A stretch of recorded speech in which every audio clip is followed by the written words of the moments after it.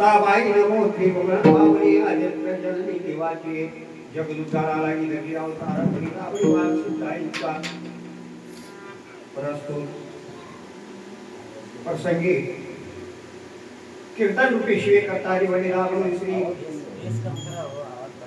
ज्ञानराज योग्यांची माऊली कैवल्याचा पुतळा साधकांचे मायबाप ज्ञानियांचे राजे गुरु महाराज साधकांचे मायबाप असे वारकरी संप्रदायाचे पाया ज्ञानदेव रचिला पाया उभारले देवालया श्री महान योग्याची माऊली असलेले त्यांचा हा कीर्तन विषय करता निवडलेला अद्वैत प्रकरणातला माऊलीच्या गाथेतला 1000 अभंगापैकी हा अद्वैत प्रकरणातला हा सद्गुरूचा महिमा वर्णन करणारा आणि शिष्याचं कर्तव्य काय आणि गुरुचं महिमा काय त्या अभंगाच्या द्वारे आणि माऊलीनं आपल्याला मार्गदर्शन केलेलं आहे आणि या संसारातून तरुण जाणारं मार्ग दाखवलेला आहे. अशा न्यायानं हा अभंग काही जणांच्या पाठात आहे, काही जणांच्या नाहीच म्हटलं तरी चालतंय. परंतु आवडलं देवानं जशी बुद्धी दिली कोणत्या अभंगावर चिंतन करावं असं वाटलं आणि ते आत्म्यातूनच ते प्रगट हेच त्या अभंगावर असतो मला ते सोपं म्हणायला याचा अभंग असतो असं काही जणांचं म्हणणं असतं. परंतु ते आत्मदेवाला काय बुद्धीला काय कोण आहे भगवान आहे.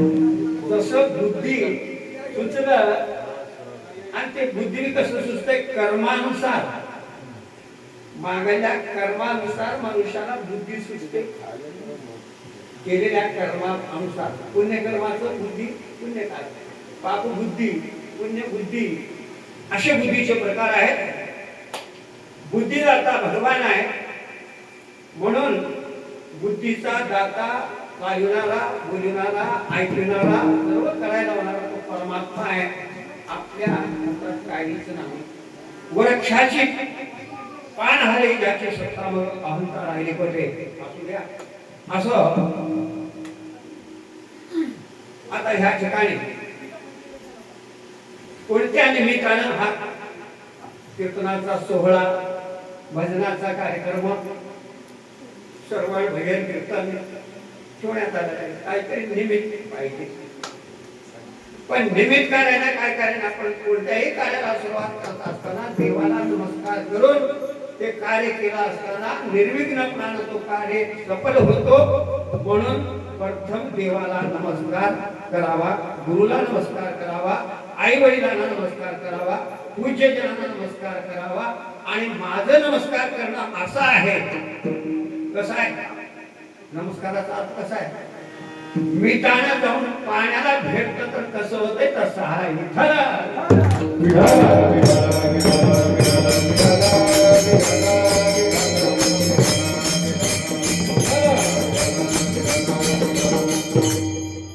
नमस्कार मंगल म्हणतात.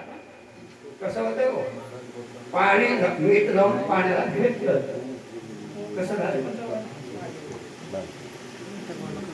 त्याला नमस्कार मंगल म्हणतात. म्हणजे अभेद रूपानं त्या ठिकाणी भेटणं नमस्कार करणं हे नमस्कार मंगल आहे. आणि नमस्कार करून देवाला आपण आईच्या उदरातून येत असताना नमस्कार रूपानं बाहेर पडलेलो आहोत आणि जातानाही नमस्कार रूपानं. ज्ञानेश्वर महाराजांच्या समाधी सोहळ्याचा अभंग त्यांनी नमन भक्ती करूनच ते समाधी घेतले. नमना एवढा मंत्र नाही ढुंडीता शास्त्र विचार लक्षण पात्र तोची जाणे घेतलीचे. नमनाचं मंत्र ज्याला अनुभवात आले त्याच्यासारखं श्रेष्ठ भक्ती जगात कोणतीच नाही. म्हणून भक्ती ते नमन, वैराग्य तो त्याग, ब्रह्मज्ञानी भोग ब्रह्म करू अशा प्रकारचं नमन भक्ती करून आणि आपण कीर्तन शिवेला निवडलेला अभंग या अभंगावर बोलत असताना आणि कोणत्या निमित्तानं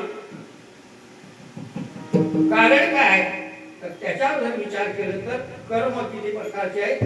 नित्य कर्म, नैमित्य कर्म, प्रायश्चित कर्म, सकाम कर्म, निष्काम कर्म, किती झाले? नित्य कर्म. नित्य कर्म दैनंदिन जे कर्म असतो त्याला काय म्हणायचं? नित्य कर्म म्हणायचं. मग ते नित्य कर्म आपण जे करतो किती आहे? किती आहे? तुम्ही ब्राह्मणांना विचारलं. नित्य कर्म कोणते आहे? स्नान, संध्या, जप, पूजा, वैश्वानर, अग्निपूजा आणि अतिथी पूजा. किती झाले? 6. सत्कर्म दैनंदिन कर्म 6 कर्म नित्य नेमानं करायलाच पाहिजे. नित्य स्नान करावं का नाही? झुमा नित्य स्नान. स्नानानं 8 फायदे सांगितले. स्नान केलं तर स्वच्छता प्राप्त होते, आरोग्य प्राप्त होते, कांती प्राप्त होते आणि मनाची समाधानी होते. म्हणजे शरीर निरोगी तर मन निरोगी, शरीर रोगी तर मन निरोगी.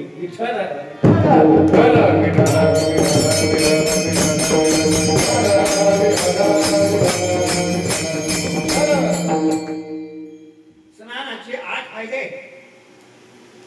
8 फायदे. संध्या, ब्राह्मणाने संध्या करावी 2 टाइम. इतरांना बी संध्या आहे परंतु करत नाही. 3 वर्णाला संध्या. सूर्याला अर्घ्य देणं. कारण रोज सूर्य परमात्मा, सूर्य तो देव आहे, त्याला रोज सूर्य अस्ताला जाणं आणि पुन्हा उदय होणं हे काम आहे. आणि ते अस्ताला गेला असताना 80,000 दैत्याचा संहार करून उदय होतो आणि त्याला यश प्राप्त होत आहे. कशाच्या शक्तीवर? तर जे ब्राह्मणाने संध्या करतात त्याचं अर्घ्य दिलं त्या ताकदीवर आणि तो सूर्य उदय पावतो. म्हणजे सामर्थ्य प्राप्त होत आहे. म्हणून संध्या करावं, स्नान करावं आणि जप करावं. नित्य नामिक प्राणी ज्ञानदेव मौन जपमा अंतरी.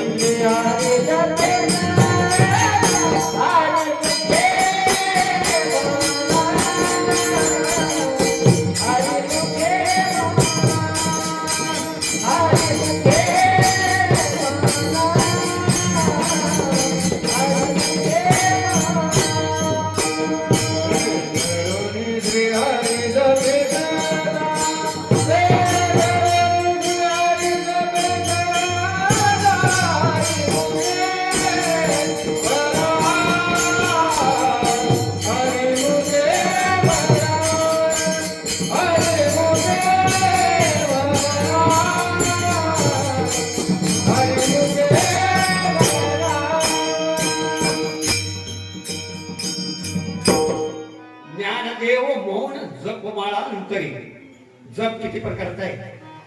वाचंश, उपांश आणि मानसिक 3 प्रकारचे जप. वाचन जे रामकृष्ण हरी वाचेच्या बाहेर जे पडतो परा त्याला वैखरी म्हणतात, त्याला काय वाचंश जप म्हणतात.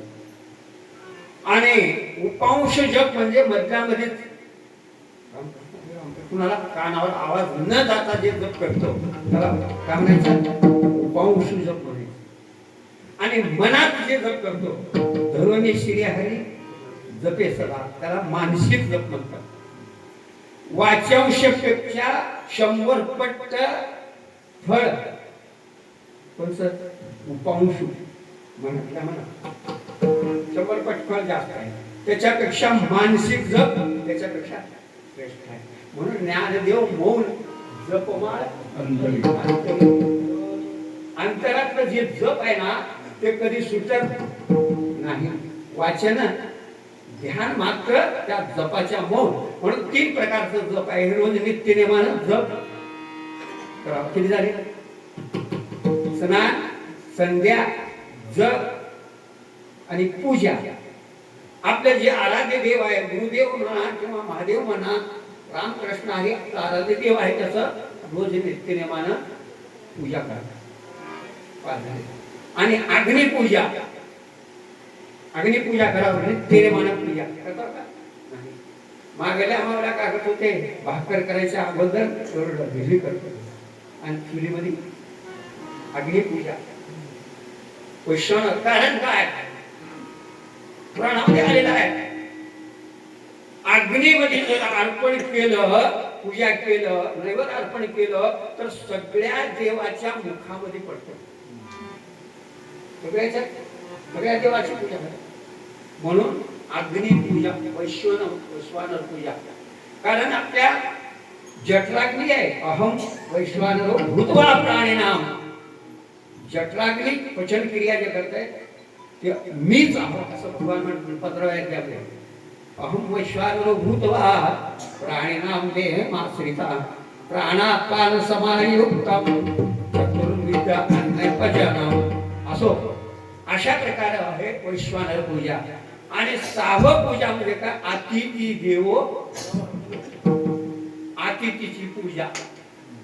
वैश्वानर झाल्या जो आपल्या घरला अतिथी देव स्वयंपाक करायला आणि अतिथी कोणी का असणार त्याला वर्ण विचारायचं नाही, जात गोत काहीच विचारायचं नाही. अतिथी देवो भव म्हणायचं आणि या बसा नमस्कार जेवा पाणी प्या एवढं आपलं गृहस्थाश्रमाचं कर्तव्य आहे. हे 6 कर्म दैनंदिन कर्म करायलाच पाहिजे. हे दैनंदिन कर्म आहे. ह्याला हे दैनंदिन कर्म आहे. आणि नैमित्य कर्म म्हणजे काय? आता हे 7 रोजचे कर्म झाले गे, पण एका निमित्तानं जे केलं जातं त्याला नैमित्य कर्म म्हणतात. नैमित्य कर्म कोणतं? पुण्यतिथी, संक्रांत, पर्वकाळ, संत आले घरात, आज दिवाळी, एका निमित्तानं जे केलं जातं त्याला काय म्हणायचं? नैमित्य कर्म नाही. निमित्तानं असं पर्वकाळ हे आलंय. अशा आता ह्या ठिकाणी आपण कोणत्या कर्म म्हणा? नैमित्य कर्म म्हणा. म्हणजे आता माधवराव एकनाथराव पाटील त्यांचं पुण्यतिथी, बरोबर संतांची पुण्यतिथी असते. आमच्या तुमच्यासारख्याच श्राद्ध. पुण्यतिथी म्हणजे ज्या तिथीवर देवात एक रूप झाला त्यालाच म्हणा पुण्यतिथी. देव आणि भक्त दोन्ही एक रूपात येणं. देव आणि भक्त दोन्ही एक रूप झाले, मुळीच संचले जैसे तैसे, म्हणजे त्याला काय म्हणतात? पुण्यतिथी. ज्या तिथीवर देह सोडलं आणि परब्रह्मामध्ये लीन झालं, देवामध्ये ऐक्य झालं त्याला म्हणावं पुण्यतिथी. तिथी आता हे तारीखवर आहे म्हणे, का तारीखवर आहे असं कुठेही करतात. आता तुम्ही काय म्हणून नाव द्यायचं? पुण्यतिथी म्हणता. मग तिथी पाहिजे का नाही? तारीख कुठे नाही, तारीखावर ठेवलं नाही. पुण्यतिथी जी आहे ना तारीख उभं लिहून ठेवायचं, पण तिथी कधीच बदलत नाही. आता उद्या काय म्हणतं? संक्रांत आहे ना, तारीखवर मागे पण येऊ. आणि तिथीवर मात्र आता सगळे सण जे आहेत 12 ते तिथीवर आहे. तारखेवर फक्त कोणतं तिळगुळ घ्या गोड बोला ते का नाही उद्या संक्रांत आहे तारखेवर आहे म्हणून आपण ह्या निमित्तानं या ठिकाणी आलो आपले हे सगळे मोत्यासारखे निवडून आलेलेच माणसं आहेत जसं ते आता काल वोटिंग झालं का नाही तशी निवडून काढल्यासारखं तसे निवडक माणसं कारण येर गबाळाचे परमार्थ काम नाही म्हणून या ठिकाणी आता हे मंडळी आपले भालकीचे मंडळी एकेकाचं नाव घ्यायचं नाही भालकी गौर कलवाई आणि दादा हंदीकेर हे सगळे आपले मंडळी आपण भीष्माचार्य भीष्माचार्य 165 वर्षाचे होते किती वर्षाचे 165 तर मी 10 दिवसामध्ये एवढं संपतो म्हणतो तसे हे म्हणजे असे आणि ह्या सर्वांना कीर्तन पेशवेच्या अगोदर साष्टांग नमस्कार घालून मी माझ्या शिवराया सुरुवात करतो विठ्ठल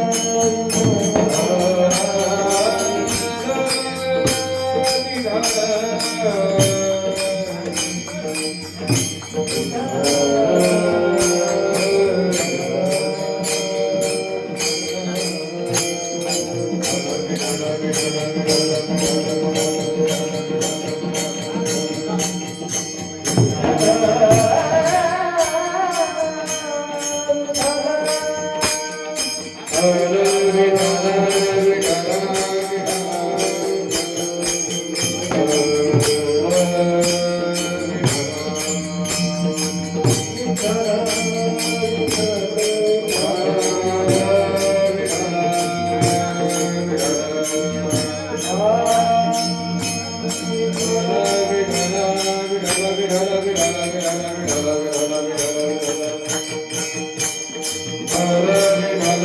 Hare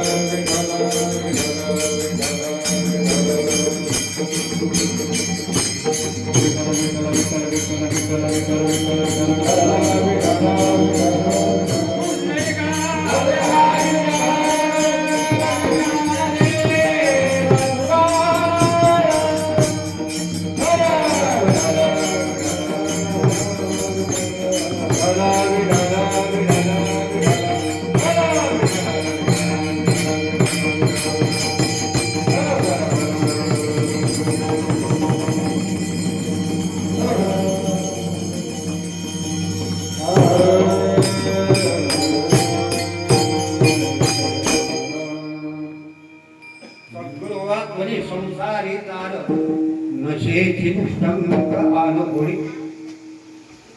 या अभंगाच्या द्वारे माऊली या संसार समुद्रातून तरुण जाण्याकरता, जन्म मरणात मुक्त होण्याकरता, परमानंदाची प्राप्ती होण्याकरता एकच मार्ग आहे, ते सद्गुरु वाचून संसारामध्ये चालणार कोणी नाही. एक साधक, साधकांचे मायबाप असणारे माऊली, आणि त्या माऊलीकडे जो साधक आला, कारण माऊली म्हणजे साधकांचे मायबाप आणि दरुशेने हरी सर्वाभूती शिवगुरु ज्ञानोबा असे व्यापक ज्ञानेश्वर महाराज. आणि त्यांच्याकडे साधक, या अभंगाचा अधिकारी कोण? कोणताही अधिकार पाहिजे, वेगळे आवाज लावायला अधिकार पाहिजे, मर्दन वाजवायला अधिकार पाहिजे, ऐकायला अधिकार पाहिजे, भाकरी करायला अधिकार पाहिजे. आम्हाला येते तसं अधिकाराशी होत नाही. म्हणून अधिकारी कोण? या जगामध्ये 4 प्रकारचे लोक आहेत. पहिली पायरी कोणती? पामर. दुसरा कोण? विषयी. तिसरा जिज्ञासू. चौथा मुक्त. 4 आहे. तर 4 हे जे आहेत, आणि 4 पैकी ह्या अभंगाचा आणि परमार्थाचा अधिकारी कोण? पामर म्हणजे कोण? जे करूने ते करणारा, जे खाऊने ते खाणारा, जिथं जाऊने ते जाणारा, बोलूने ते बोलणारा. त्याला काय म्हणायचं? असे किती 1000. जे करूने करणार, आणि जे खाऊने खाणार, आणि जिथं जाऊने ते जाणार, जे बोलूने ते बोलणार. त्याला काय म्हणायचं? सैराच्या. आम्ही मनाचे राज नाव राजरू नमो का त्याच्या बापाचा खाल्ला होता, आम्ही कसं वागतो असं म्हणणारा त्याला काय म्हणायचं? पामर. मग तो पामर हा परमार्थाचा अभंगाचा अधिकारी नाही.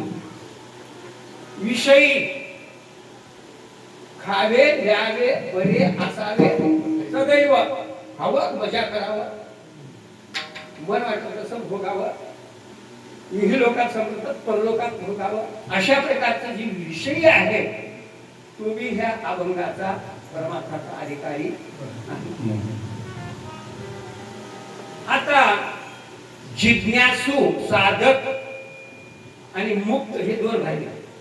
मुक्त तो देवाला ओळखून देव झालेला असतो, त्याला नेहमी तो बी अधिकारी नाही. पाणी तेरा रंग कैसा जिसने मिलाए वैसा. तर देवच झालेला आहे, त्याला कर्तव्य नाही. करते करते झालो, इच्छा केली ते पावलो, झालं बस. मग आता राहिला कोण? साधक किंवा जिज्ञासू. हाच जाणण्यासाठी, जिज्ञासू तो जाणवण्यासाठी, देवाला ओळखण्यासाठी, देव होण्यासाठी, ज्याला तळमळ आहे त्याच्यासाठी. कल उतार पावेना,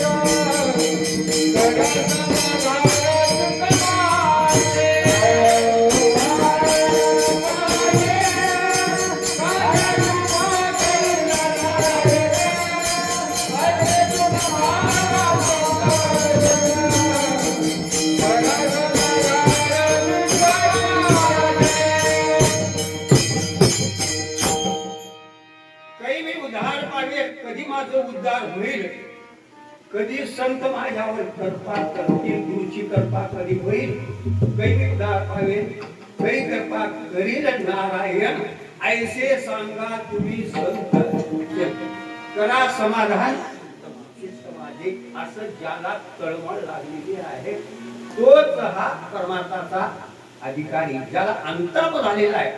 अनुताप पृथ्वी तीन आला, जो अनुताप चित्तामध्ये नांदलेला आहे. मनुष्यानं प्रायश्चित कोणतं श्रेष्ठ आहे जगामध्ये? पाप केलेलं प्रायश्चित. गंगा स्नान आहे, दानधर्म आहे, अनेक प्रायश्चित आहे, काशी आहे, रामेश्वर आहे. मांजर माणसं काशीला जाऊन फिरावं, ते प्रायश्चित आहे. पण सगळ्यात ओरिजिनल प्रायश्चित म्हणजे मनुष्याला अनुताप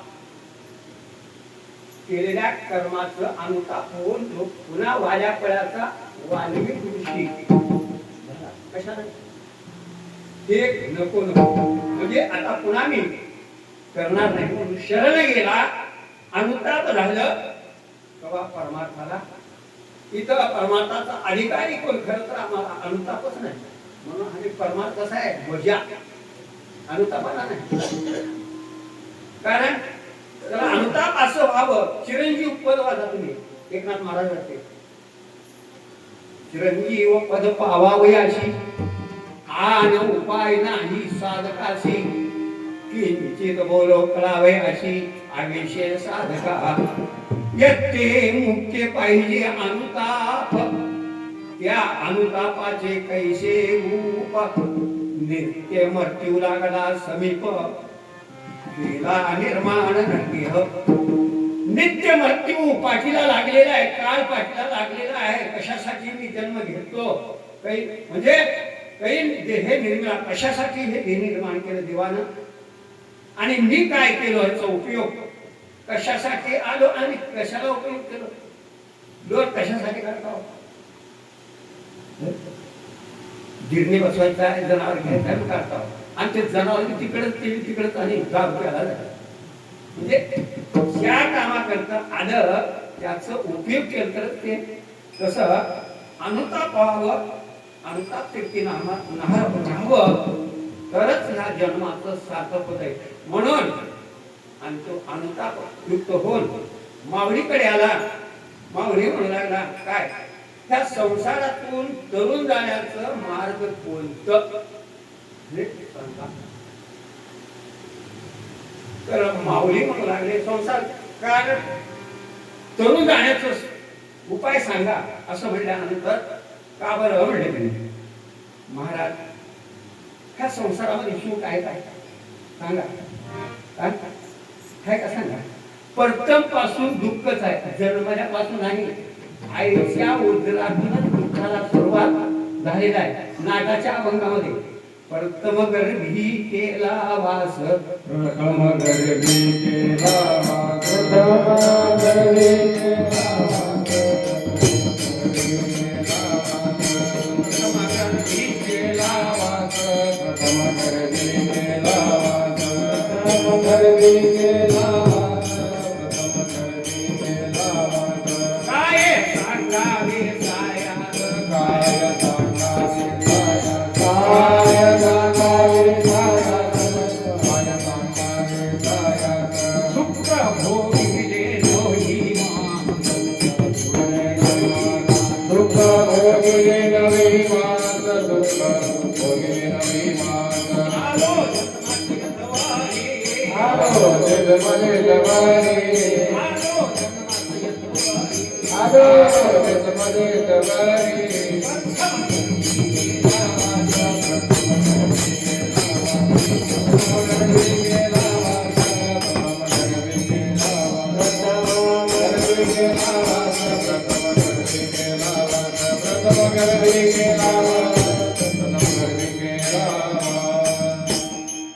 महाराज आपलं दुःख सांगू लागला. हे कोणाला कळतंय?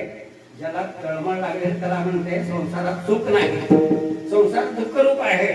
पहिले पासूनच आईच्या उदरात ज्या वेळेला प्रवेश केलो प्रथम गर्भी केला वास, काय सांगावे ते सायास, दुःख भोगिले 9 मास. किती महिने? 9 महिने. काय सांगावे ते गर्भवासाचं दुःख गाडे कोणापुढे सांगावे. गाड्यांपुढे गर्भवास. तिथं काय हेअर कंडिशन कमला नाही, काय फॅन लावलेलं नाही. आईच्या गर्भात फॅन लावलेलं नाही आणि चौकडून पेख आहे, खिडक्या नाही. त्याच्यामध्ये पचून शिजून हे गोळा रसवलेचा दोन्हीचा त्याचा आळोनी झाला गाळ. त्या गाळाची जी केवळ शरीर हे 9 महिने 9 दिवस. काय सांगू गर्भीची आकलना, काय सांगू गर्भीची आकलना, काय सांगू गर्भीची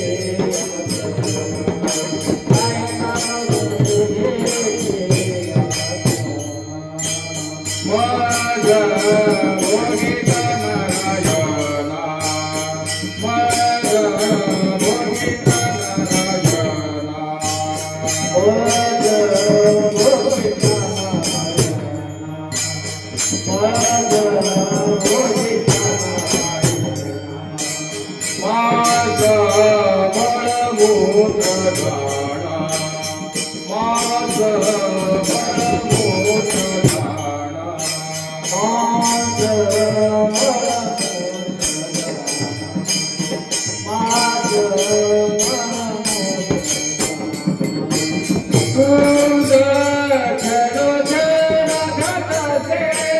माझा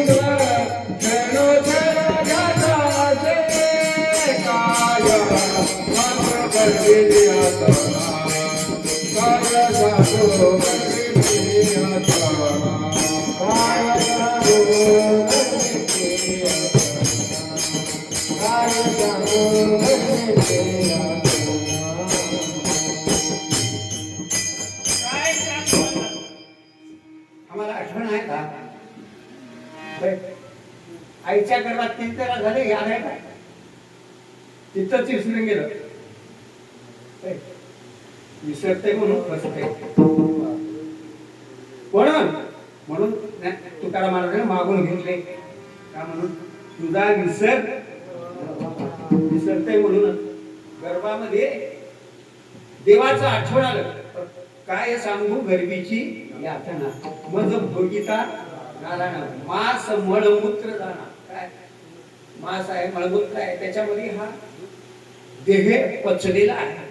देहो नाशिवंत मळमूत्राचा बांधा, वरी चर्म घातले रे कर्म कीटकाचा सांदा, रव दुर्गंधीर्ये अमंगळतेचा बाधा, शुभम जो रे मदांसात. म्हणजे अशा प्रकारचं दुःख संसाराचं आहे. प्रथम गर्भी केला वास, काय ते सांगावे काय. मग त्याच्यानंतर जन्माला येत असताना किती दुःख आहे. बाहेर आईच्या उदरातून बाहेर पडत असताना मी सांगितलं, एक एक रोमांच्या ठाई शतविंचूचे दुःख पाहिजे.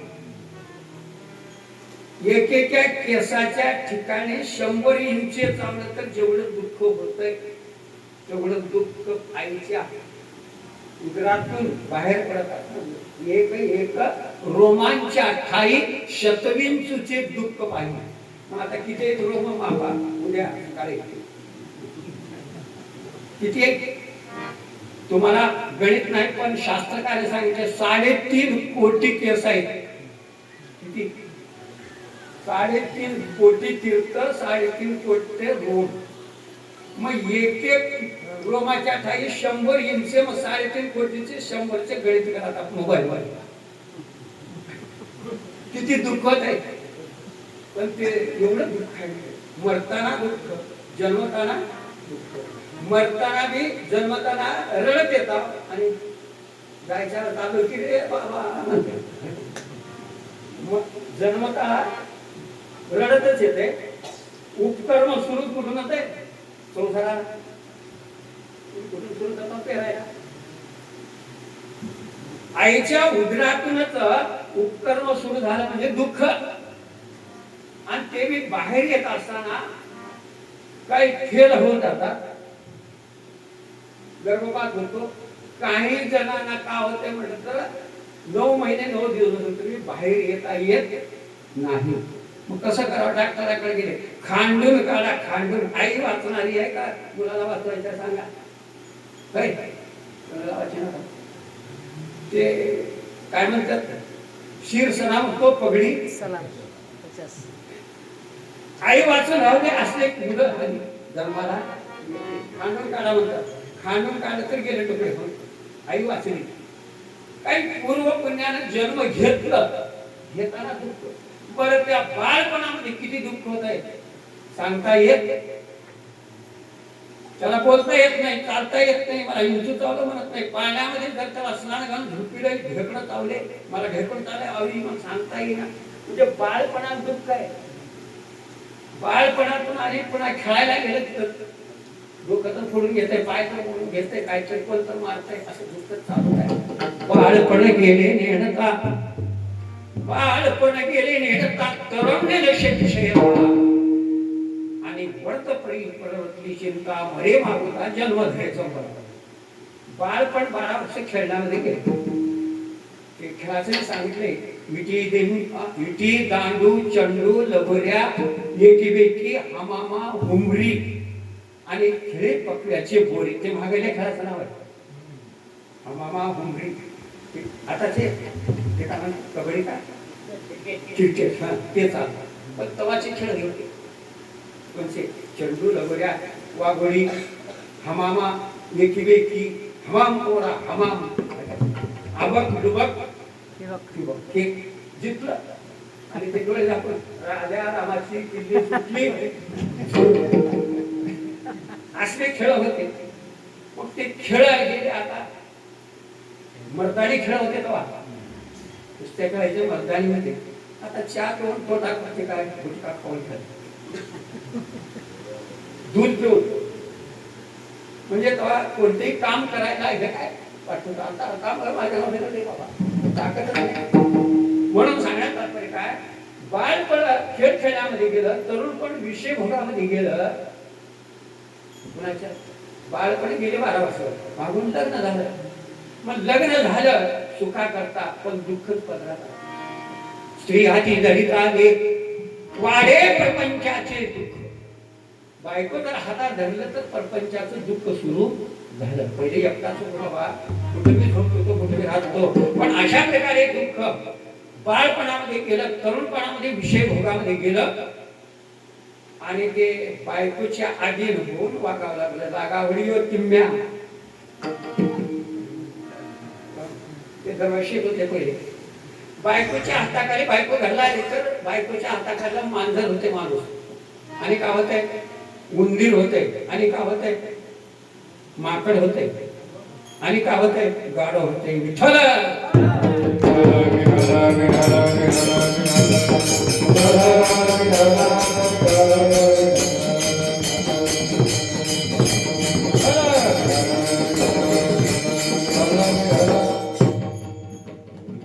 तुम्ही म्हणा मांजर कसं होतंय. मांजर कसं होतंय म्हणजे ना, ज्या माऊलीच्या हातामध्ये धार काढून चरबी दुधाची हातात घेतली, मग ते मांजर काय करते पायामध्ये फेऱ्या मारते. कशासाठी? दुधासाठी. तसं मांजर होऊन लग्न करून घेतलं की बायकोच्या भोवताली फिरत राहते. झाले का नाही कुठं बी जाऊ बायकोच्या भोवताली फिरतय त्याला म्हणतात मांजर. पुत्र होते म्हणजे पुत्र. पुत्र कसं होते म्हणजे कोणतं काय तर म्हटलं तिला, बघा तुमची आई असं म्हणली, तुमचा बाप असं म्हणला, तुमची बहीण असं म्हणली. मग भांडण लावले बघ पुत्र होऊन दुसऱ्याला भांडण करायला बायको जाते का भांडण करायला. तिनं सांगितली ह्याचं काम भरलं की ते भांडण जाते. असं म्हणतोस तू. सांगण्यात तात्पर्य काय म्हणजे त्याचं काम होतंय पुत्र होऊन भांडणाला हो म्हणतात. पण तिनं जर एवढं म्हणा काला उभं बसा म्हटलं की बसते. दुसरे काय उभं बसा मला काय करते उभं बसा उभं कसा भांडण करा म्हटलं की गप बसते. काय झालं कुत्र माकड झालं. माकड कसं होतंय ते मागे दरविषी येत होते. माकड भीक मागायला ते ठोक त्याला गाव बांधायची दोरी. मग त्याला काय करायचं नागावडी होते म्या इकडून इकडं इकडून इकडं.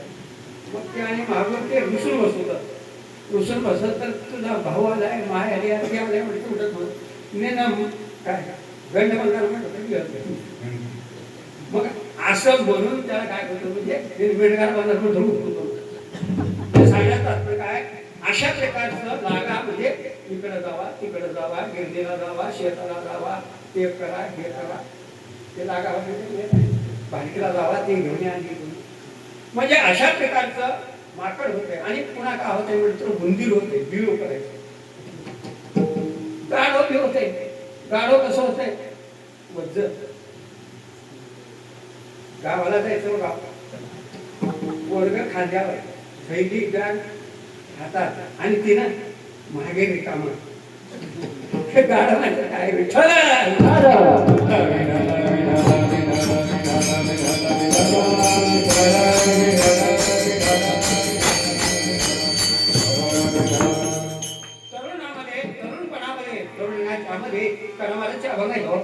तारुण्याच्या मध्ये नमानी कोणाशी सदा मुसमुसीत वेळी जैसा आठवणी वेटोणी बांधला म्हणलासा फिरत असे वैसा जनामध्ये हाती दिल पान वरतीच मान नाही सन्मान घरियाची असं. आणि म्हातारपण आलं. आता हे बायका लेकरामध्ये गेलं पुन्हा म्हातारपण आलं. मग म्हातारपणाची दशा कशी असते तर तुकाराम महाराज म्हणतात म्हातारपणी पडसे थेटे भोकला हात कपाळी लावून वैसे खोबऱ्याची वाटी झाली असे मुख गळत असे नाक असले पुरे बोलो जाता नयेचे शब्द गडगडी कंठ कप्प भारी. खोबऱ्याची वाटी झाली तोंडात जात राहत नाही बोलायला येत नाही राम राम म्हणायला येत नाही लांब लांबच म्हणते. मग खोकला सुरू होते पडसा सुरू होते नारंगा चालू होते पुरावर. अशा प्रकारचं शेजारी देखील म्हणतात. बायको सुद्धा कंटाळते. काय म्हणते बाईला म्हणे खर मरता तरी बरे नाशी येले घर काय वर्षी किती मागाय ते थुंकून घाण्याकडे कोण टाकलंय म्हातारं मरणारी म्हण कोण म्हणते बायको म्हणते. बाईला म्हणे खर त्याला नवरा म्हणत नाही खर म्हणजे गाढव. गाढव झाले म्हणजे अशा प्रकारचे ही अवस्था 3 अवस्था आहेत बालपण तरुणपण आणि म्हातारपण. हे सगळं पुन्हा जन्म आणि पुन्हा मरण असं चालूच आहे. मग किती दुःख आहे संसार दुःख संसार दुःख मूळ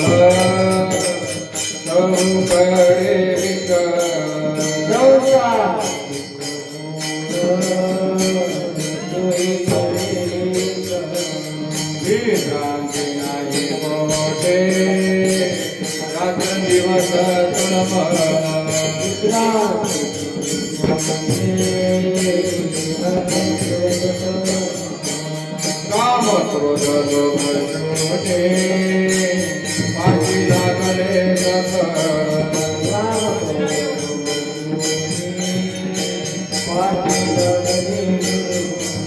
भगवानी शरण जाओ दृष्टी देईल निर्मळ भगवानी शरण जाओ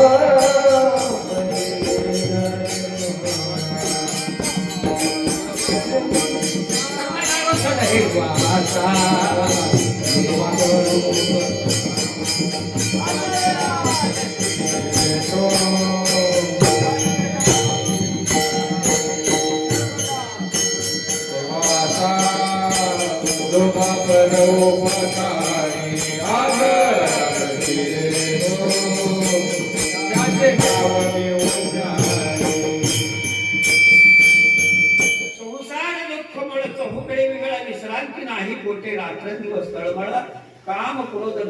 दोन्ही पाठी लागले ओलाळ तोंडावी शरण जाऊ दृष्टी देईल निर्मळ वन देईल अशा प्रकारचा अनुताप ह्या संसारामध्ये आहे दुःख भांडवल आहे हा संसार सुखाचा विचार नाही होते तिला मात्र सुख नाही ते उगं म्हणलं व दुःख सुख पाहता जवा पाडे आणि दुःख पर्वत तेवढं आणि ते तेवढं मी नाहीच उगं वाटतंय आंबा गोड आहे का कसा आहे म्हणजे पिळून केलं असते केलं गोड आहे म्हणजे कसं शंभर उगा परमात्मा म्हणजे खरं सुख संसारात नाही संसारात दुःखच भांडवल आहे ते पहिले संसार कसा आहे ठीक आहे खरं असंच सुख आहे खोटा असलेला सुख होय खोटात सुख आहे खोट संसार आहे खरं परमात्मा आहे म्हणून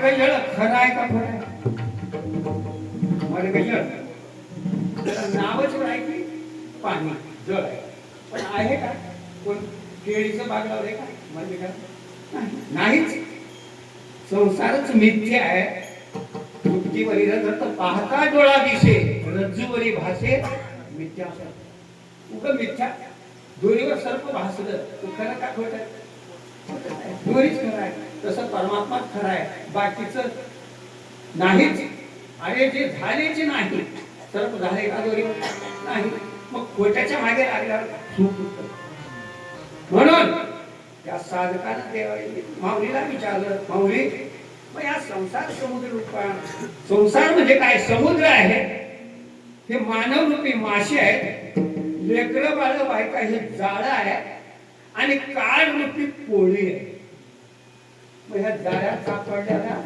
पोळी काळ रूपी पोळी घेऊन जाते जंजाल जाल रुपेल काळ रुपेल धीमरा काळ हे घडी घडी काळ वाट याची अजूनही किती आहे म्हणून हे काळ खाणार आहे मग ह्याच्यातून ह्या संसार समुद्रातून करण्याचा उपाय सांगा माऊलीला विचारला असताना माऊली अभंगाच्या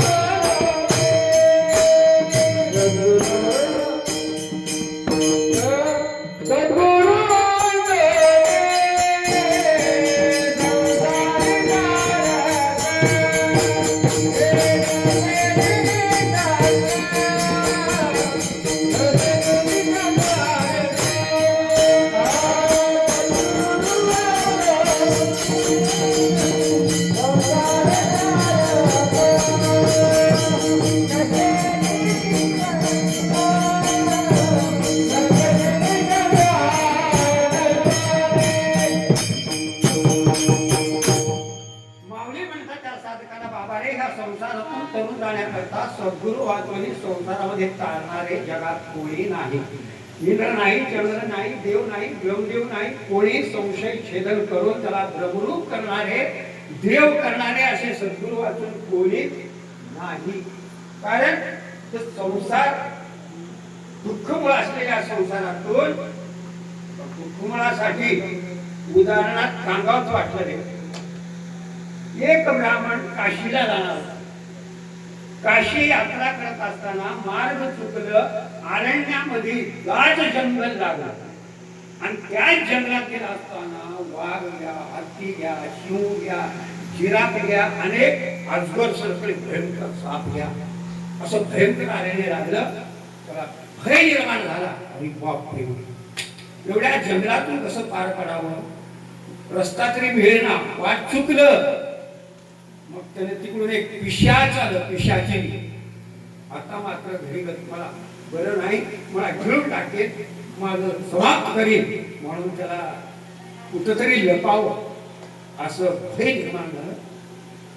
जात असताना ते शोध करताना कुठं लपावं, तिथे एक जुनं हिर होत, त्याच्यामध्ये पाणी थोडं होतं, हा हिर होत आणि त्याच्या काठावर बेलपत्रीचे झाड होते, बेल लागले होते. मग त्याने काय केलं, विचारलं, त्या हिरीत बघितलं, हिरीत होत 5 खड्याचं नाग. वरे बघितलं, महाळाचं ते आज्ञामळ. आणि आता लपायला जागाच नाही. त्या बेराला धरला, भाग गेला आणि असं दोन काढून खाली उडी टाकायला बी साप आहे आणि वरे आज्ञामावळ आहे. आणि ते बुडात पिशाचे काळ ते वाघ येऊन म्हणतो. खाली बघा नागोबा, बुडात वाघोबा आणि वरे मोहाळोबा. आणि त्याच फांदीला काळ उंदीर आणि पांढरं उंदीर दोन्ही कातरत होत. त्याला मग तिथं काय झालं, किती वेळ तिथं लटकून राहणार. शेवटी असं धक्का बसलं. मग महाळाच्या माश्या उठल्या आणि चावायला सुरू केलं. हलण्यामध्ये त्याच्या तोंडात एवढं मध पडलं, किती गोड आहे म्हटलं मला. आणि हे सगळं खाली नागोबा आणि वरे वाघोबा, महाळाच्या माश्या आणि पुन्हा उंदीर आणि मांजर, हे दृष्टांत आहे. संपलं. आता इथं सिद्धांत कोणता आहे, तोंड पसरून काळ आम्हाला रोजच्या रोज खायला बसले. क्या जीवन की पकडी आस, हातों में दिया नहीं तेरा. खाण्याचं झालं, म्हणून गेला, संपलं. म्हणजे काळ घडी घडी वाट पाहत आहे. आणि 5 खड्याचं नाग म्हणजे कोण, शब्द, स्पर्श, रूप, रस आणि गंध. नाक, डोळे, कान हे 5 विषय मागे लागलेले आहेत. मग अशा प्रकारचे काळ उंदीर, पांढरं उंदीर, दिवस आणि रात्र हे संपून चाललेलं आहे. अशा प्रकारच्या संकटात जीव पडलेला आहे. मग त्या संकटातून तारून येणारा सद्गुरु शिवाय कोणी नाही, असं ज्ञानेश्वर महाराजांनी या अभंगातून सांगत असताना, या संसारामध्ये तारून येणारे एक सद्गुरु वाचून दुसरं कोणी नाही. म्हणून एका अभंगात तुकाराम महाराजांनी सांगितले, सद्गुरु वाचून सापडे नाम सोय पाय आधी राधे. म्हणून या संसारातून तारून येणारे कोणीच नाही. त्याच्याबरोबर उदाहरणार्थ, एकदा काय झालं, कैलास पर्वतावर लक्ष देऊन ऐका, कारण आपल्या हिताचं आहे. लक्षात ऐकावं, कान कथेकडे असावं आणि मन बी तिथंच असावं. कान कथेकडे आणि मन भरती करी असं राहू नये. सांगण्याचं तात्पर्य काय, कैलासगिरी पर्वतावर मुनिवेष्टित आणि पारिजातकाच्या सुगंध मालामध्ये महादेव सिंहासनावर बसलेले होते. पार्वती डाव्या मांडीवर बसलेली होती. ऋषी मुनी गणधर्व सगळे बसलेले होते. आणि महादेवाने काय केले, ध्यान करून नमस्कार केले. नमस्कार केल्याबरोबर पार्वतीला आश्चर्य वाटलं. पार्वती म्हणू लागली, हे देव, ओम नमो देव देवा, परात्पर महादेवा, सगळे तुमचे पाया पडतात, तुम्हाला नमस्कार करतात.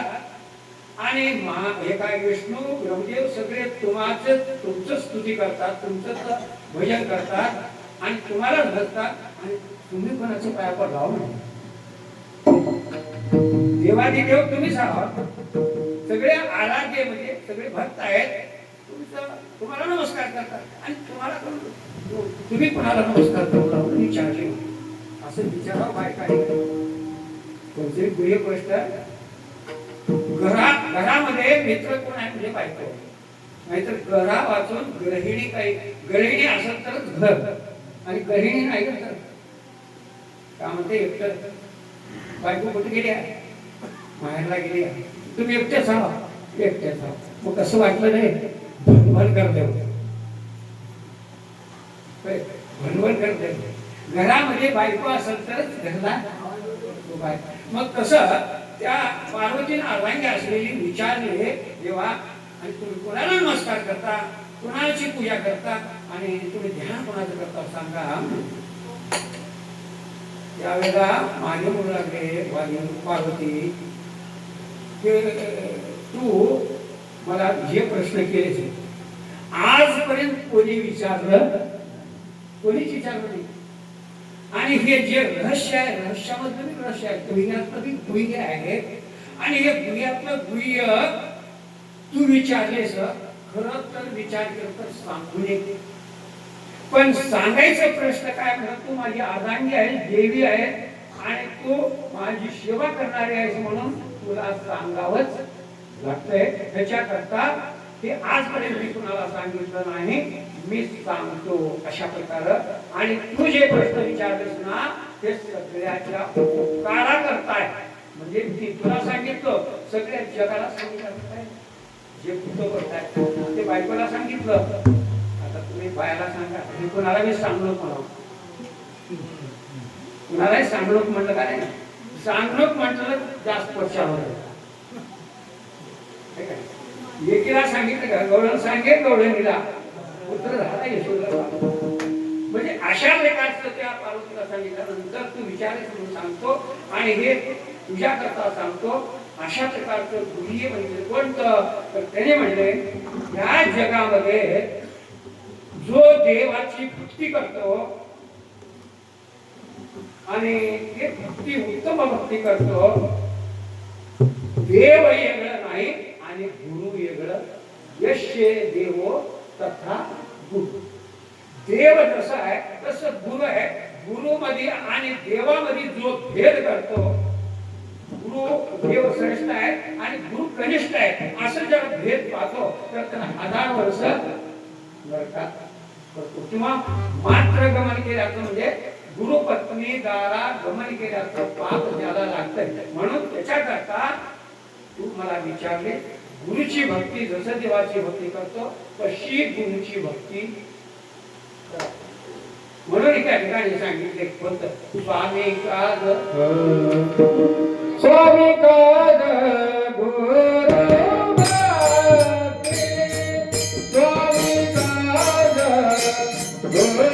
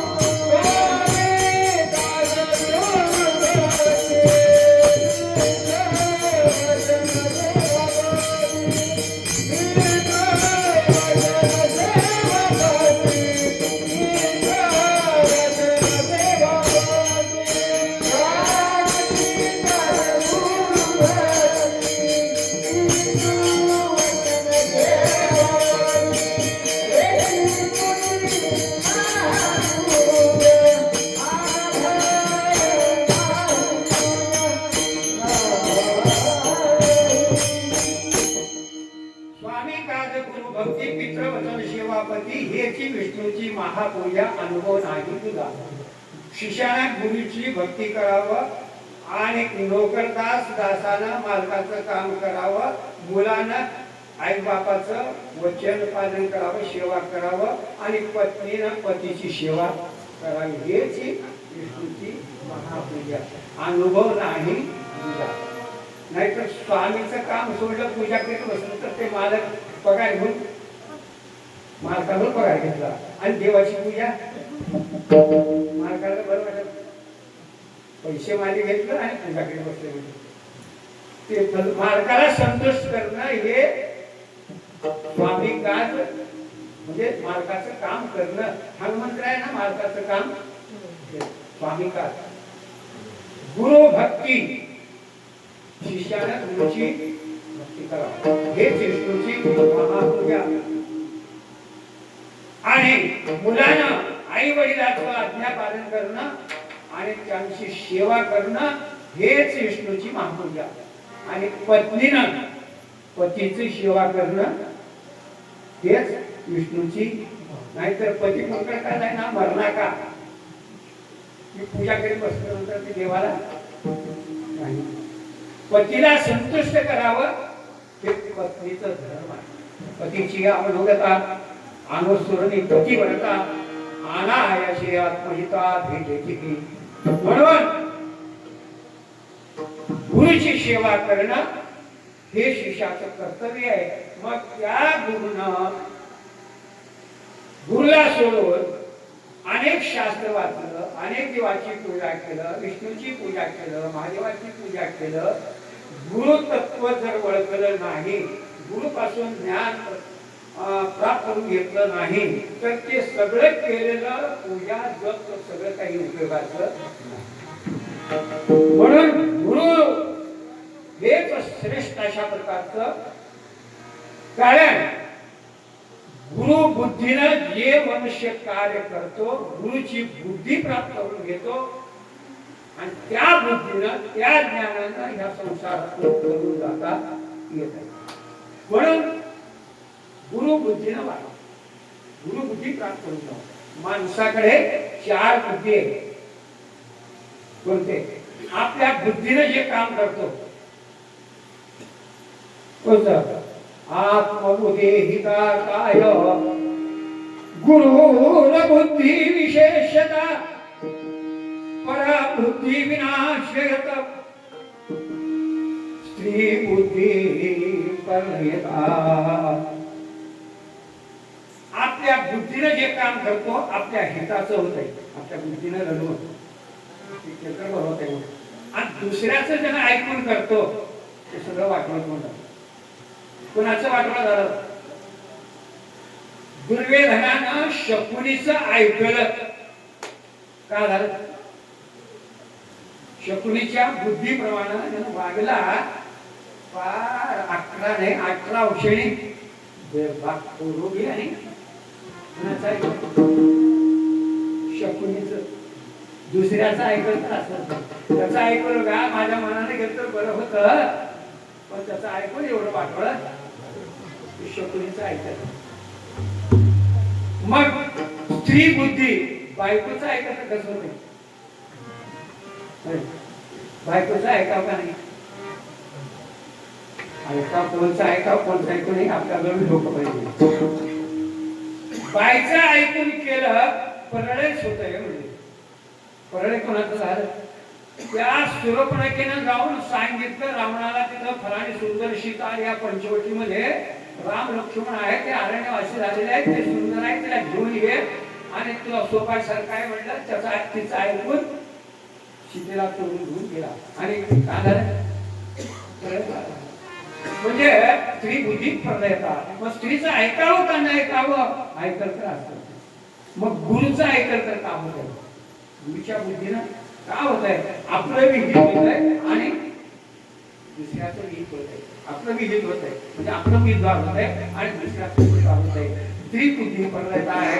म्हणून एक उदाहरण सांगतो. भजन करा सर्वांनी भजन करा.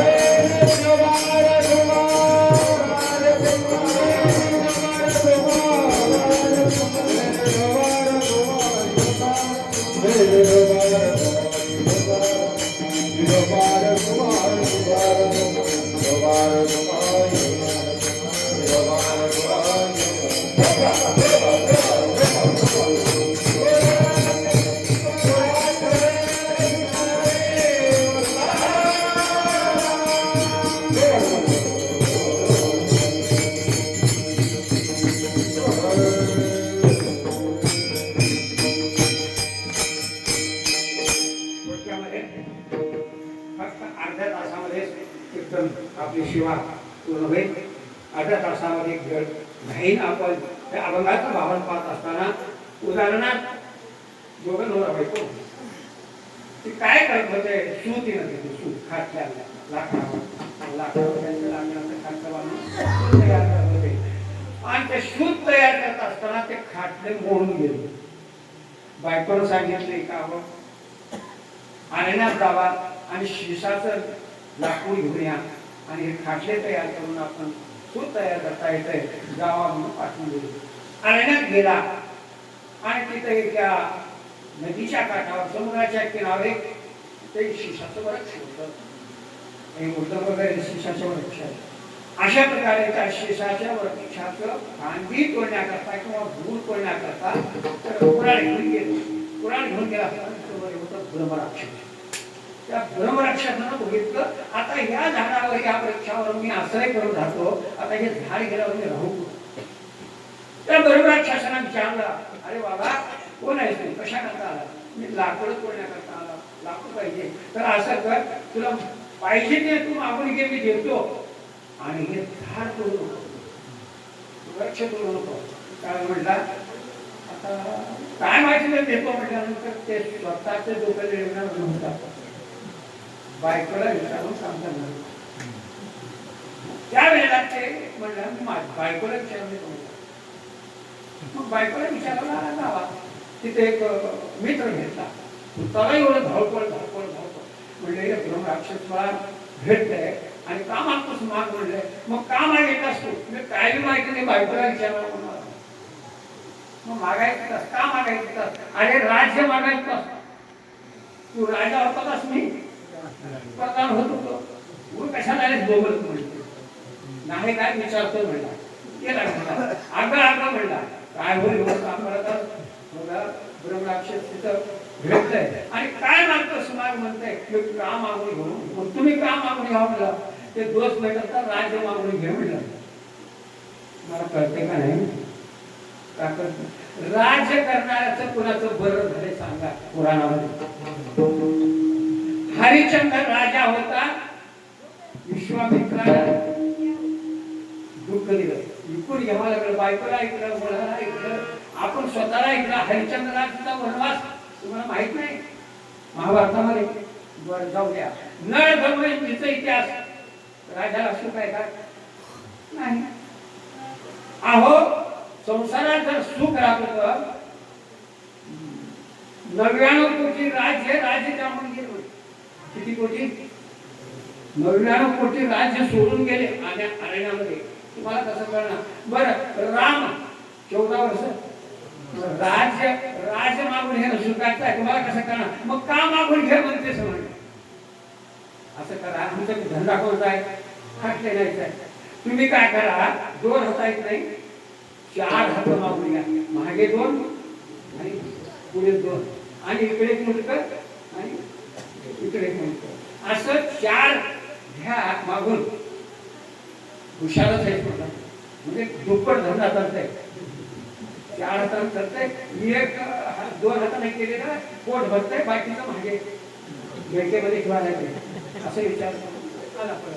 सांगितलं गेल्यानंतर असतो बोललं. त्याला 2 मुलगे आले, इकडे 2 इकडे 2 पर्यंत होतं. एक मागे आला, मागे 2 हात आले. मग त्यावेळेला निघाला घराकडे. ते वाटामध्ये होते गुराखे. ते बघितले याला, असलं प्राणी आम्ही कधी मागे मी डोकं आहे, तोंड आहे, 4 हात आहेत. त्या 11 लेकरा कुठून घाबरले. घाबरून जे गावात पळून आले.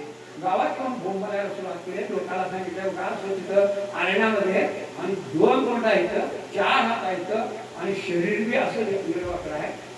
आहे की का नाही की का गाव खाऊ टाकते की असं येऊन सांगितलं. ती एक तलवारी घ्या, बच्च्या घ्या, फराळी घ्या, गावचे गाव लोक सुटले.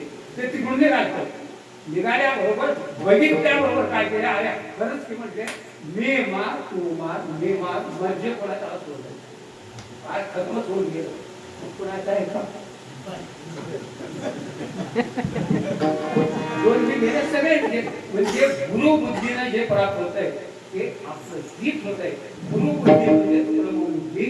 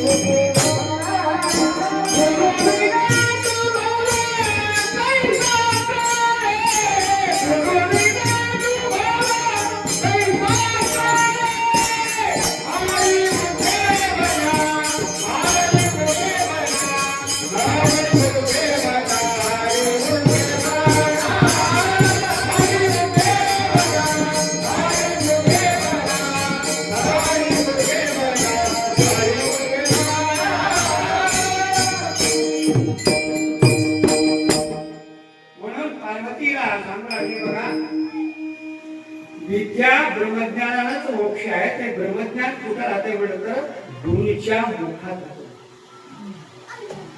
आणि ते मुखातलं विद्या अज्ञानाचं आवरण नाहीसं करून ज्ञान प्रदान करणार गुरुबुद्धी आहे, ब्रह्मबुद्धी आहे.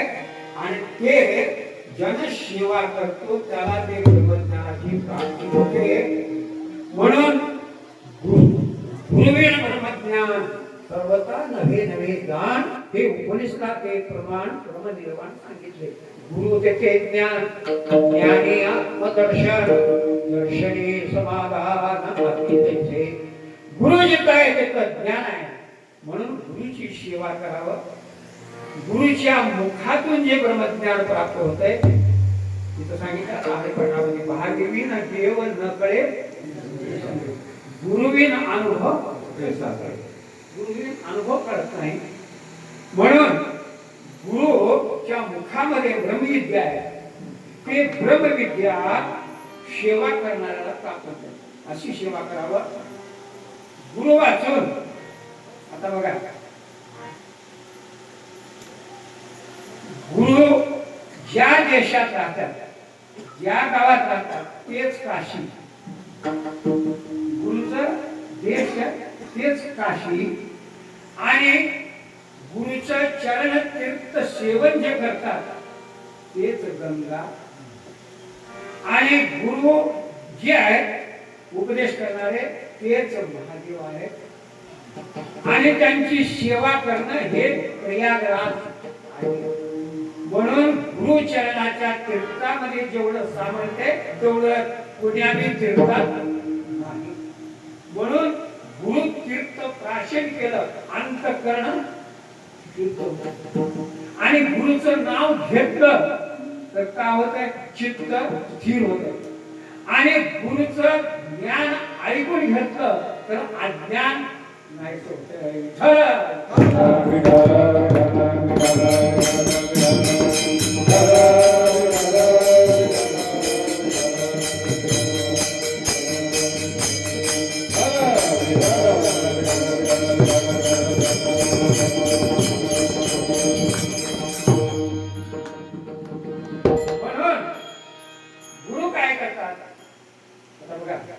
देवाला वश्य करायला का पाहिजे?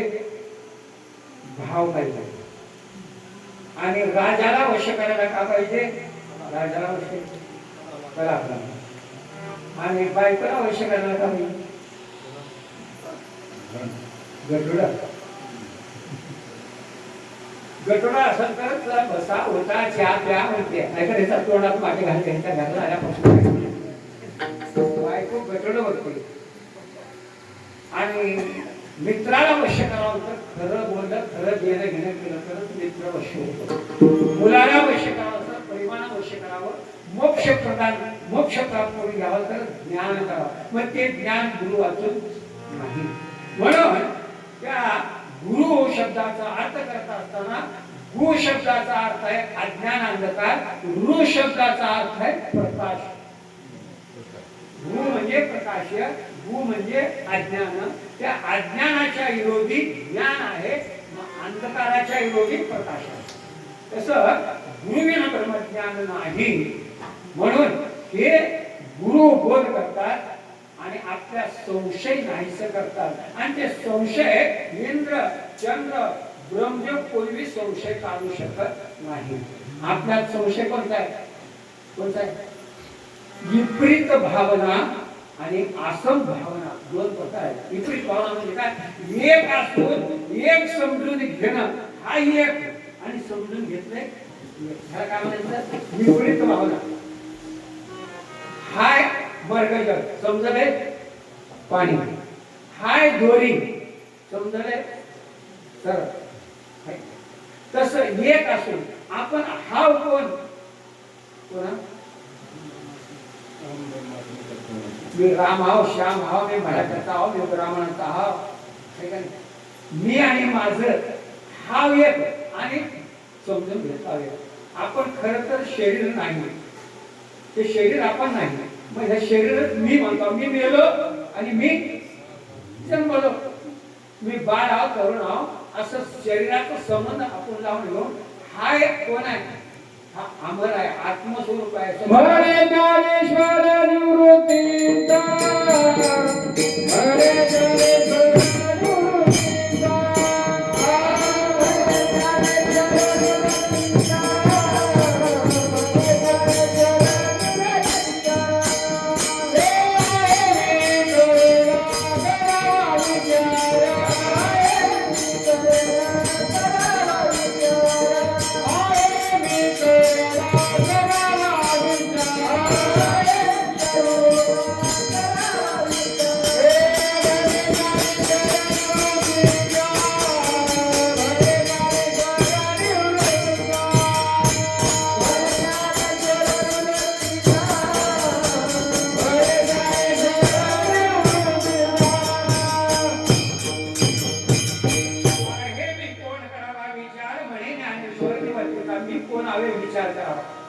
विचार करावा. संतांच्या संगतीमध्ये गुरुजन विचार करावा. मी कोण आहे? करावा विचार. म्हणे ज्ञानेश्वर निवर्तीचा. मी कोण आहे कळाले की त्याला सरळ कळालं. आणि हे कळणं लई अवघड आहे. दुसरं सगळं समजून घेते. आता त्या मोबाईल मध्ये का थोडा आहे, पण तू कोण आहे विचारलं करतो. हे शरीर मोबाईल आहे आणि हे मोबाईल सगळं करणारा कोणता असं नसते. ते मोबाईल तयार करणारे हे मोबाईल आहे आणि ह्या मोबाईलला करणार त्याला ओळखावं लागेल का नाही. मग ते कोण आहे? देवा देह हे देऊळ आहे आणि त्या देवळात देव आहे. देहे देवाचे देऊळ, अंतर बाय निर्मळ आणि देव पावे अशी गेलो तर ते देव. देह देऊळ आहे, देवळामध्ये आत्मा आहे. मग ते आत्मा ज्ञान करून देणारे कोण? गुरु आहे. गुरु सांगतात ऐक शिष्या येथेची बरोबर सवय तुझी आहे ही ब्रह्म हे विषयी संदेह भ्रम धरूच नको. तूच देव आहेस. कोण म्हणते? देव म्हणतानी देव काय म्हणतो? मागेला देतो, मागेला देतो. पण गुरु तसं म्हणत नाही. तू देव आहे, तू जन्मणारा नव्हता, मरणारा नव्हता. तुला जन्म नाही, तुला मरण नाही. मग तू कोण आहे? चिदानंद रूप शिवोहम. शिवोहम तू देवच आहे पण तुला कळत नाही. म्हणून ज्ञानेश्वर महाराज अमृत अनुभवामध्ये सांगितले. काय सांगितले? अमृत अनुभवामध्ये सांगत असताना माझ्या गुरुनं काय केलं? ज्ञान बी आणि अज्ञान बी आणि दोन्ही बी काढून टाकलं. ज्ञान बी नाही. माझ्या गुरुने मधपाशी गाविली काशी. गुरु वैराग्याचे गुण. गुरु हा प्रब्रह्म केवळ. गुरु सोडवी तात्काळ गाठ यांची बिन याला गाठ पडलेल्या अज्ञानाचं ते कोण सोडते? गुरु असं कोणी सोडणार नाही. म्हणून सांगत असताना माझ्या गुरुनं मीपणा काढून टाकलं आणि असलेलंच दाखवलं. गुरुनं काही हे देव घे म्हणजे नाही. तुलाच ओळख करून देते. काय करून देते? तू कोण आहेस ते तू ओळखून देते. म्हणून अशा प्रकारचं गुरुचं ज्ञान आणि त्या गुरु वाचून ज्ञान प्राप्त होत नाही आणि उद्धार संसारात करत नाही. इंद्रचंद्र कोणी करू शकत नाही. अभंगाच्या दुसऱ्या चरणात इंद्रचंद्र देव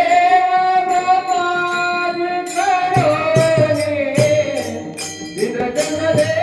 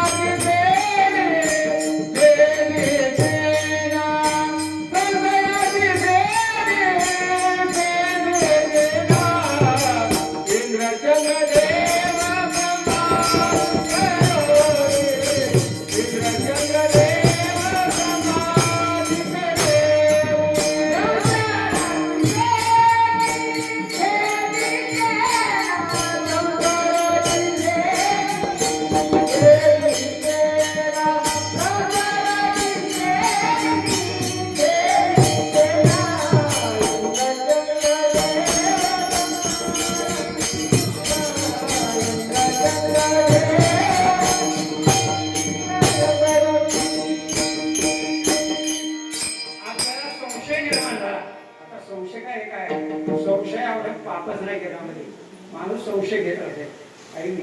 एक संशय घेते. आम्हालाच नाही, अनेक मोठ्या मोठ्या पंडित लोकांना संशय निर्माण होतो आणि ते संशय नाश, संशय सुख देत नाही, दुःख देते. संशय जोपर्यंत निघत नाही तोपर्यंत सुख पडत नाही. मग ते संशय काढून टाकणारे कोण? गुरु वाचून कोणी काढून टाकतं? इंद्र नाही, चंद्र नाही, ब्रह्मदेव नाही, कोणीच नाही. त्या पार्वतीला देखील संशय आला होता. कोणचं? पार्वतीला संशय. राम राम राम राम राम आत्मा शिवाचा राम. तुम्ही तुम्ही पुण्या रामाचं जप करता म्हणून विचारले मी. पुण्या रामाचं म्हणजे राम जे आहे ते आणि कोणता राम आहे? अयोध्येचा राम.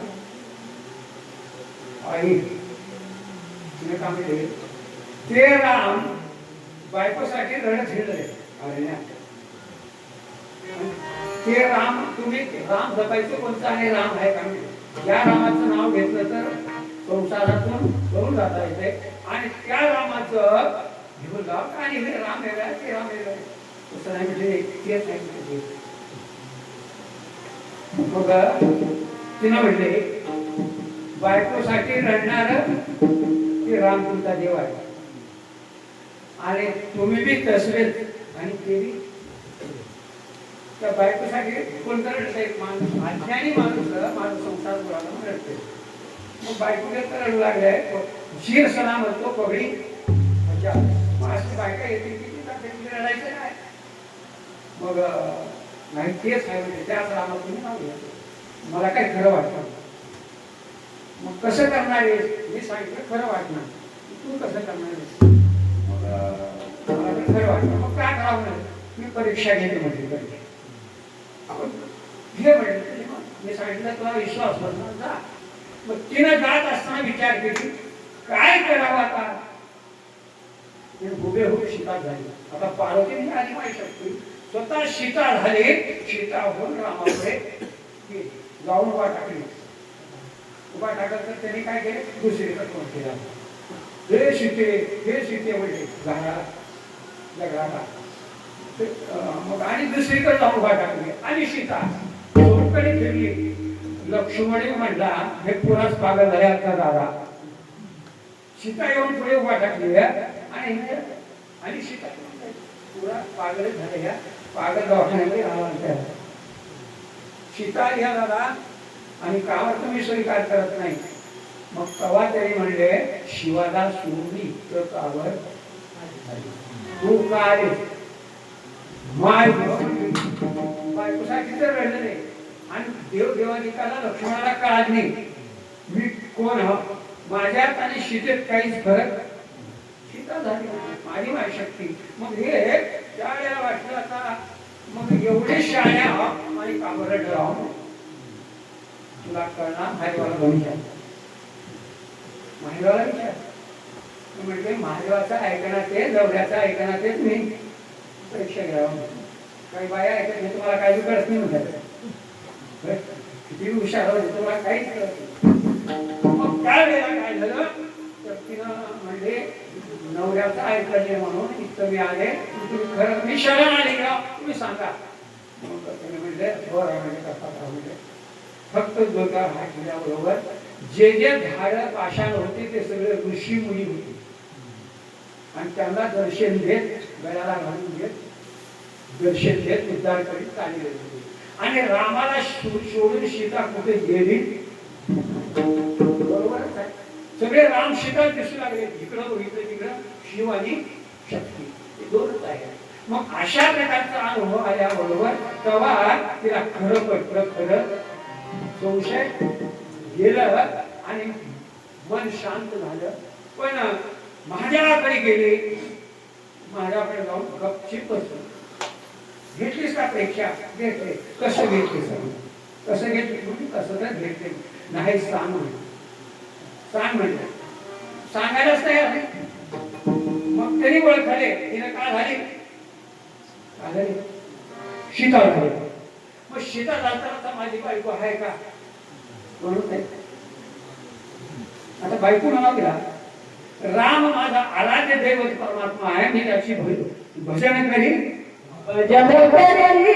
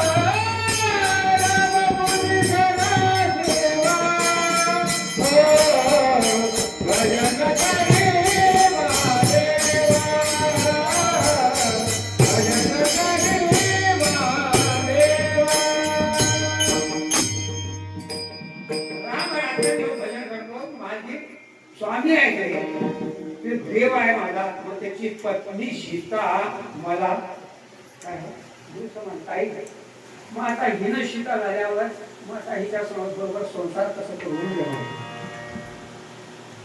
मनामध्ये विचार केले, आजपासून ही माझी अर्धांगी बायको नाही. मग मी काय करू, आजपासून मी हिचा स्वीकार करणार नाही.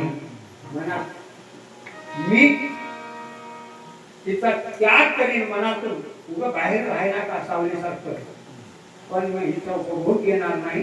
ही माझी मालकाची म्हणजे माझ्या स्वामीची पत्नी झाली.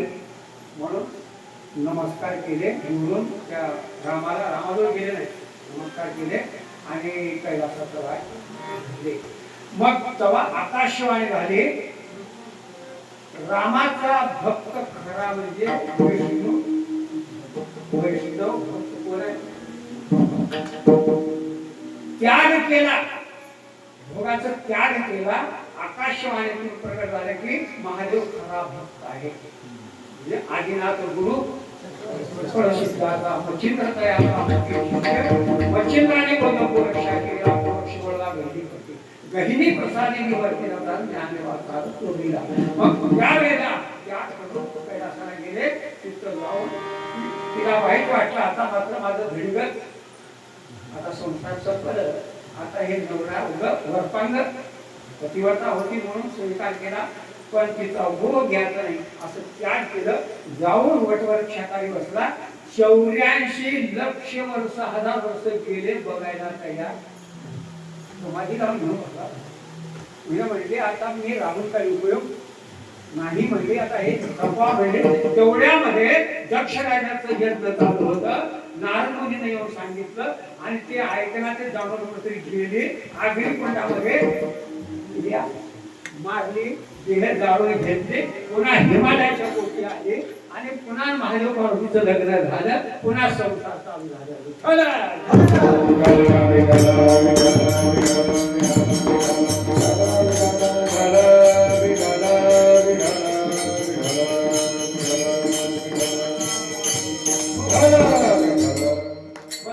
अशा प्रकारे म्हणजे संशयाचे असे पुष्कळ आहे.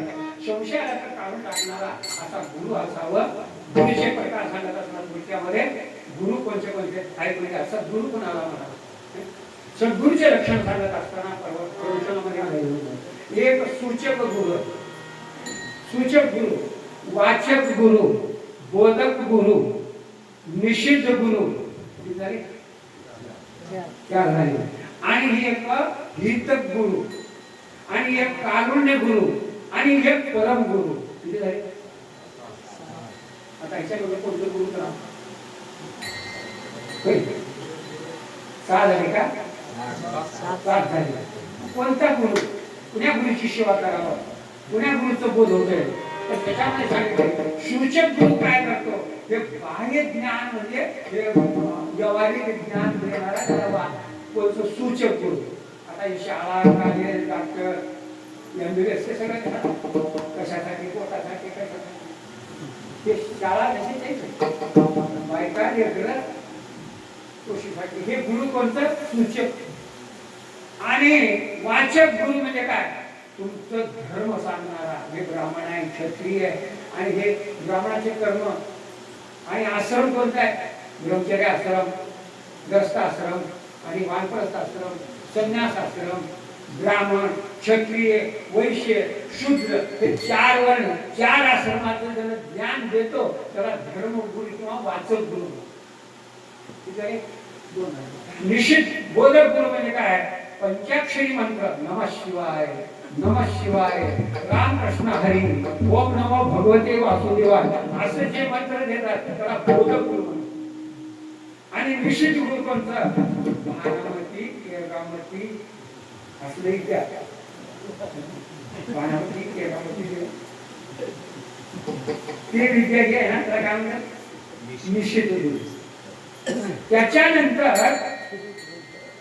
आणि संसाराविषयी हे अनित्य आहे, परमात्मा नित्य आहे, हे आत्मा आहे, हे अनात्मा आहे असं सारासार विचार करून सांगणारा त्याला कोणतं गुरु म्हणा, हित करणार, हित गुरु म्हणतात.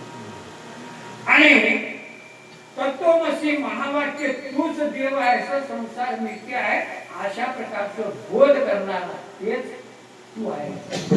काय म्हणायचं? कावळे म्हणायचं. परमगुरु कोणचं? म्हणजे जे आपल्याला संशय आलेला छेदन करून आपल्याला देव करतो, आपल्या जवळ देव दाखवतो, त्याला परमगुरु म्हणावं.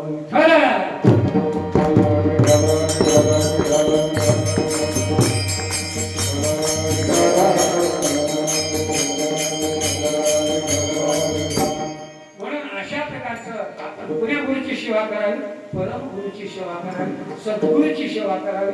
बाकीचे उगम पोट भरायचे हे गुरु आहेत. म्हणून अशा परम गुरुची सेवा आणि सद्गुरु त्याला म्हणावं, परम गुरु त्याला म्हणावं आणि त्या गुरुची सेवा करून आपण मुक्त व्हावं, संसार बंधन तोडून टाकावं. अशा प्रकारचं गुरु कसे आहेत? अभंगाच्या तिसऱ्या चरणावर सांगतो. उघडे उघडे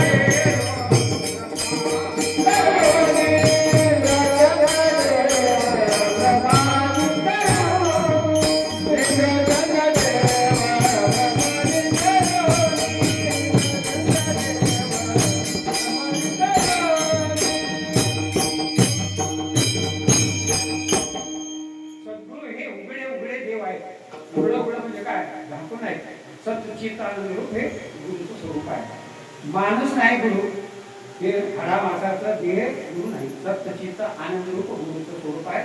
म्हणून एका ठिकाणी आपण रोज म्हणतो का परमानंदम सर्वसुखदम हे परम ज्ञानरूपम सकलसदृशम तत्त्वमस्यादिलक्ष्यम एकं नित्यविमलमचरं सर्वादिसाक्षिभूतं भावातीतं गुरुरहितं सद्गुरो नमामि.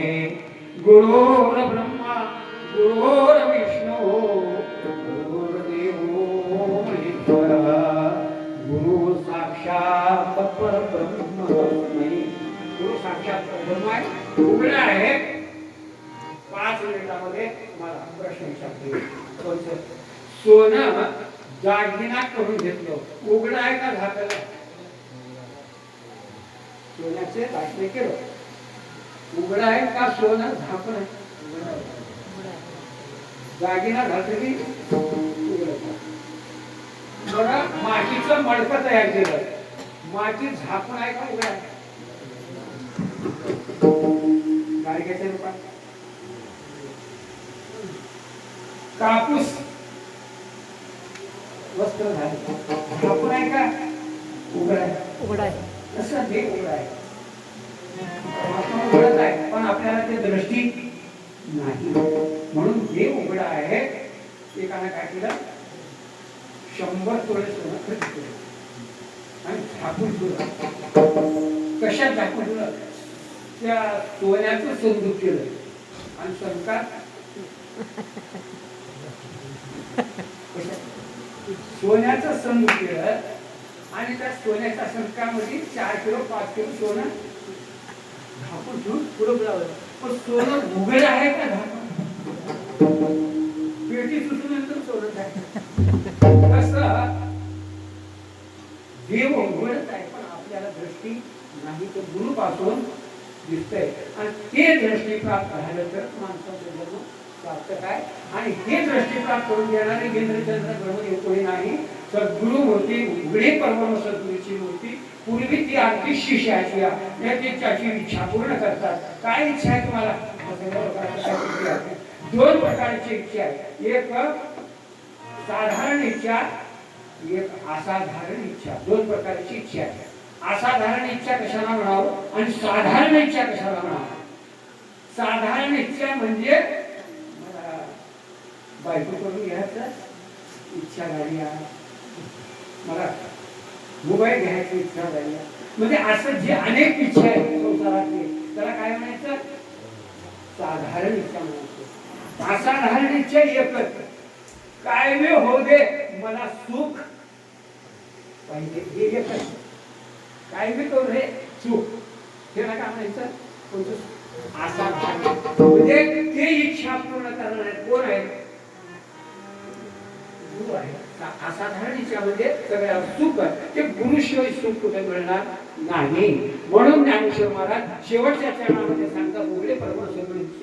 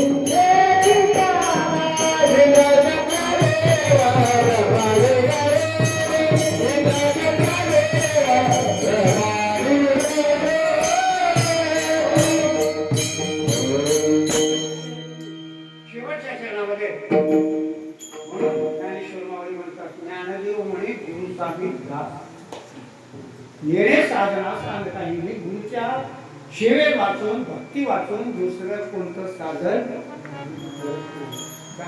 उघडे परब्रह्म आहे. चालते बोलते चेतना चिंतामणीचे बोलते जे अर्णव असो. अशा प्रकारे दुष्ट लोक वंचना करतात, गुरु भक्ती करत नाहीत, गुरुला शरण जात नाहीत. भगवान सुद्धा म्हणतात द्विती प्रणिपाते परिप्रश्ने सेवया उद्देशक्ती श्रेष्ठ श्रेष्ठ देवाची भक्ती करतात. रामचंद्र प्रभू गुरुला शरण गेले वशिष्ठाला, कृष्ण परमात्मा सांदीपनाला गेले. असे श्रेष्ठ श्रेष्ठ लोक ते गुरुला म्हणतात. आणि सगळे देव रुसला, देव कोकला तर गुरु त्याला रक्षण करतो, पण गुरु कोकला तर कोणी रक्षण. म्हणून देवापेक्षा गुरु सगळ्या जगाला प्रकाशन करणारा देव आहे. त्या देवालाही प्रकाशन करणारा कोण आहे? म्हणून त्या गुरुची ती सेवा करतो. दुसरं काही साधनास का श्री गुरु सारिका असता इतराच्या देखा राजाची कांता काय भीक मागे. म्हणून सेवा समाप्त. याच्यावर किती बोललं तरी काय संपणार. ऐकणारे एकूण उठून गेल्याशिवाय काय काय समुद्राचं पाणी किती काढा कमी होते का? कसं आहे गुरु भक्तीचा श्रेष्ठ महिमा आहे. म्हणून गुरुला शरण जावं. आणि आपण कोण आहोत? तीन गोष्टी. हे तीन गोष्टी ब्रह्म सत्य जगत मिथ्या जीवो ब्रह्मैव नापरा. तीनच गोष्टीमध्ये ब्रह्मदेव सत्य आहे आणि बाकीचं सर्व मिथ्या आहे. आणि आपणच देव आहोत हे कळालं की परमात्मा संपला. ज्ञानेश्वरा